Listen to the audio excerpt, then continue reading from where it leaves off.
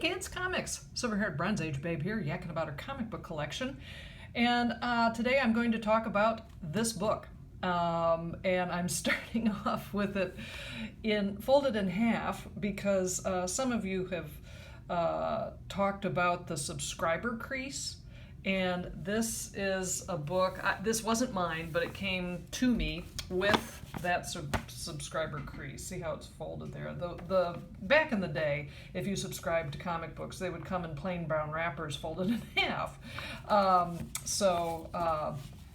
That's why this looks this way. And I am very partial to books that have the subscriber crease, just my reader copies, because it just, was something I loved when I had my subscriptions. Anyway, this is one of my favorite books, and I'm going to talk a little bit about it. This is The Brave and the Bold, number 108, and it's from 1973. And there's so much to love about this issue. First and foremost, the cover art and the interior art is by Jim Aparo. And he did a lot of Batman and Brave and Bold. He also did the revamped Spectre series in the Bronze Age. And he has had just such a great style, and it really, I think his drawings really enhanced the Batman stories. This story is written, as were most Brave and Bold Age stories back then, by Bob Haney, one of my favorite writers. I really think Brave and Bold is one of those underrated books of the late 60s and through the early 70s. If you're looking for good Bronze Age stories, just ones and dones, check out Brave and Bolds from that era, because Bob Haney was just doing amazing work. This story is, as you can tell from there, we get Sgt Rock, we get Batman, and we get Nazis. So Batman is tracking down some criminals. He almost dies, but is saved by a mysterious man.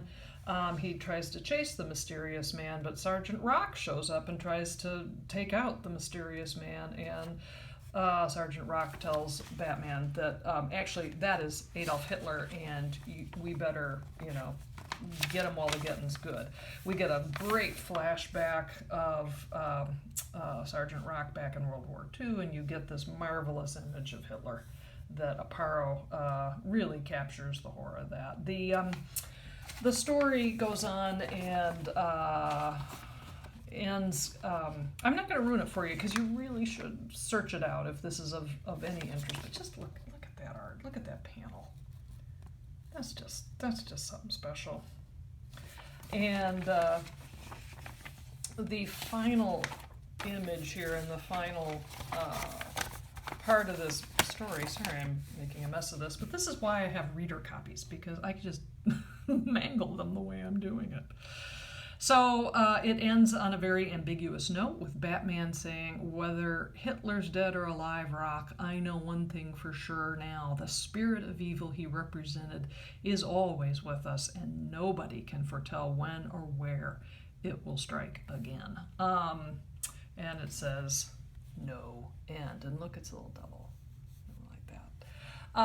It's just great stuff. And the other thing to know, that particularly in the early 70s, there were a lot of Nazis literally being rounded up around the world. So at the time, that kind of thing was in the zeitgeist. So they were timely as well.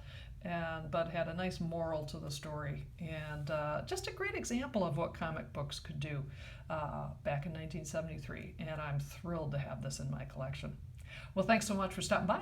I'll see you next time.